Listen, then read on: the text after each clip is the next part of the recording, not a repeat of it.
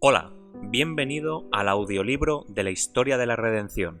Hoy narraremos el Capítulo 33. El sanamiento del paralítico. Este capítulo está basado en Hechos capítulo 3 y 4. Poco después del derramamiento del Espíritu Santo e inmediatamente después de un periodo de ferviente oración, Pedro y Juan habían ido al templo para rendir culto a Dios, y vieron a un paralítico pobre y angustiado, de 40 años de edad, que no había conocido otra cosa en la vida que el dolor y la enfermedad. Este infortunado había deseado por mucho tiempo ir a Jesús para recibir sanidad, pero estaba desamparado y vivía muy lejos del escenario de las labores del gran médico. Finalmente sus fervorosos ruegos indujeron a algunas personas bondadosas a llevarlo a la puerta del templo, pero al llegar allí descubrió que el sanador en quien se habían concentrado sus esperanzas había sido entregado a una cruel muerte. Su desilusión provocó la piedad de los que sabían por cuánto tiempo había esperado con ansias ser sanado por Jesús, de manera que lo traían cada día al templo para que los que por allí pasaban pudieran darle una limosna para que aliviara en algo sus actuales necesidades. Cuando Pedro y Juan pasaron por allí, les pidió que tuvieran caridad con él. Los discípulos lo contemplaron con compasión. Pedro, con Juan, fijando en él los ojos, le dijo: «Míranos. No tengo plata ni oro, pero lo que tengo te doy. En el nombre de Jesucristo de Nazaret, levántate y anda».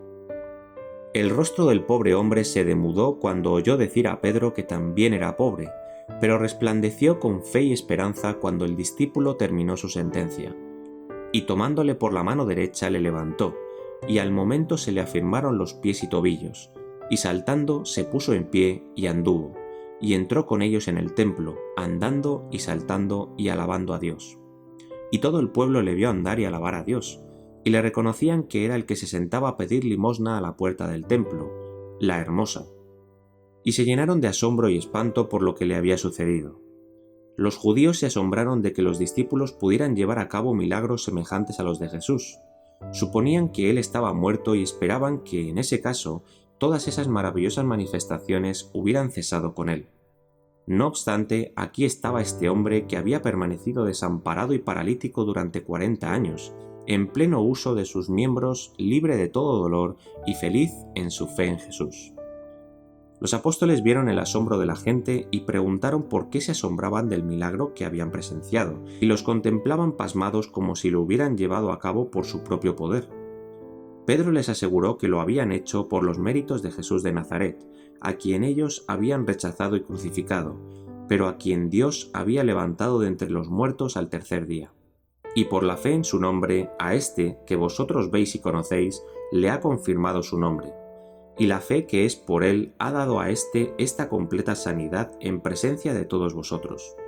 Mas ahora, hermanos, sé que por ignorancia lo habéis hecho, como también vuestros gobernantes. Pero Dios ha cumplido así lo que había antes anunciado por boca de todos sus profetas, que Jesús había de padecer.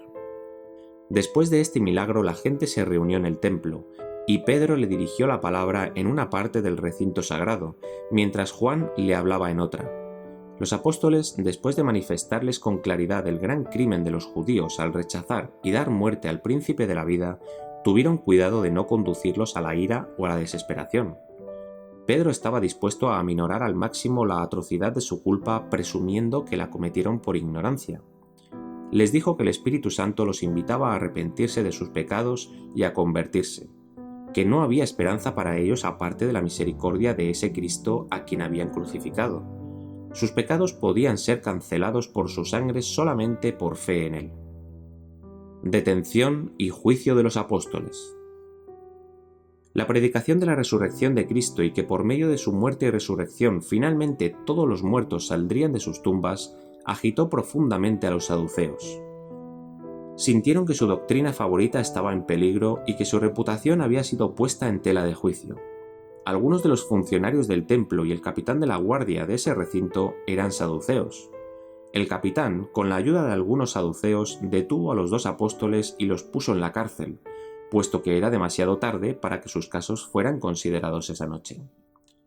Al día siguiente, Anás y Caifás, con otros dignatarios del templo, se reunieron para juzgar a los prisioneros, que les fueron traídos a su presencia.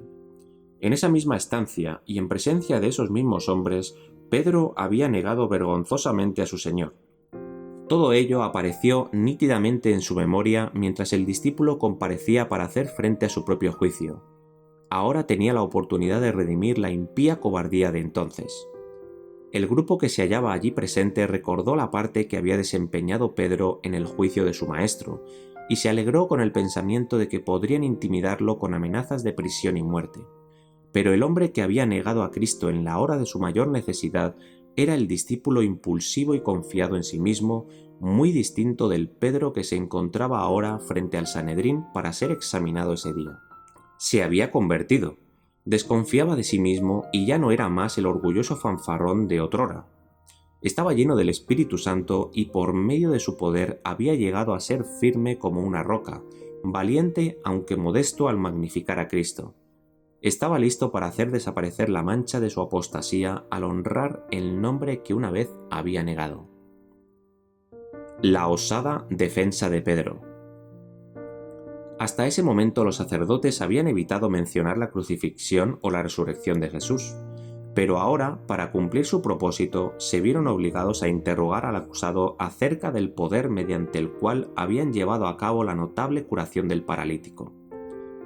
Entonces Pedro, lleno del Espíritu Santo, dirigiéndose respetuosamente a los sacerdotes y ancianos, declaró lo siguiente: «Sea notorio a todos vosotros y a todo el pueblo de Israel que en el nombre de Jesús de Nazaret, a quien vosotros crucificasteis y a quien Dios resucitó de los muertos, por él este hombre está en vuestra presencia sano.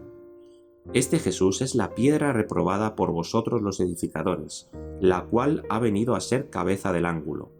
Y en ningún otro hay salvación, porque no hay otro nombre bajo el cielo, dado a los hombres, en que podamos ser salvos». Las palabras de Pedro tenían el sello de Cristo, y su rostro estaba iluminado por el Espíritu Santo. Muy cerca de él, como testigo convincente, se hallaba el hombre que había sido milagrosamente curado. El aspecto de ese hombre, que solo pocas horas antes era un desamparado paralítico, pero que ahora había sido restaurado a la plena sanidad de su cuerpo y había sido iluminado con respecto a Jesús de Nazaret, le añadía peso al testimonio de las palabras de Pedro. Los sacerdotes, los gobernantes y el pueblo guardaron silencio. Los gobernantes no tenían poder para refutar esa declaración. Se vieron obligados a escuchar lo que menos querían oír, a saber, el hecho de la resurrección de Jesucristo y su poder de llevar a cabo milagros desde el cielo por medio de sus apóstoles en la tierra.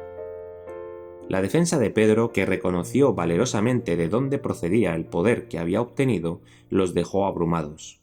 Se había referido a la piedra desechada por los edificadores, una alusión directa a las autoridades de la Iglesia que deberían haber percibido el valor de aquel a quien rechazaron, no obstante lo cual había llegado a ser cabeza del ángulo. Con estas palabras se refirió directamente a Cristo, la piedra fundamental de la Iglesia. La gente estaba asombrada de la valentía de los discípulos. Suponían, puesto que eran ignorantes pescadores, que podían ser aplastados y confundidos al comparecer ante los sacerdotes, escribas y ancianos. Pero tomaron nota de que habían estado con Jesús. Los apóstoles hablaron como él lo hubiera hecho, con un poder convincente que sometió al silencio a sus adversarios. Para ocultar su perplejidad, los sacerdotes y gobernantes ordenaron que los apóstoles salieran del recinto, para discutir entre ellos el asunto. Todos estuvieron de acuerdo en que era inútil negar que el hombre había sido sanado mediante el poder que recibieron los apóstoles en el nombre de Jesús, el crucificado. De buena gana hubieran tratado de cubrir el milagro mediante falsedades, pero esta obra fue hecha a plena luz del día y en presencia de una multitud, y ya había llegado al conocimiento de miles. Llegaron a la conclusión de que había que detener esa obra inmediatamente, pues en caso contrario Jesús lograría muchos creyentes, a lo que seguiría su propia desgracia, y serían considerados culpables del asesinato del Hijo de Dios.